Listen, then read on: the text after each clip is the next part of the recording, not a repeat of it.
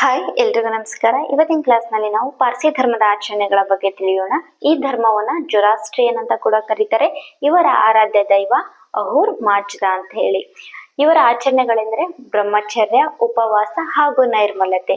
ಪಾರ್ಸಿ ಧರ್ಮವು ಪ್ರಾಚೀನ ವೈದಿಕಾಚರಣೆಗಳಿಗೆ ಹತ್ತಿರವಾಗಿದ್ದು, ಉದಾಹರಣೆಗೆ ಹೇಳೋದಾದ್ರೆ ಒಳಿತು ಕೆಡುಕುಗಳ ನಡುವಿನ ಸಂಘರ್ಷದಲ್ಲಿ ಯಾವಾಗಲೂ ಕೂಡ ಒಳಿತೇನೆ ಗೆಲುವು ಸಾಧಿಸುವುದರಿಂದ ಮಾನವನು ಯಾವಾಗಲೂ ಒಳಿತನ್ನೇ ಆಯ್ಕೆ ಮಾಡಿಕೊಳ್ಳಬೇಕೆಂಬುದು ಇವರ ನಂಬಿಕೆ.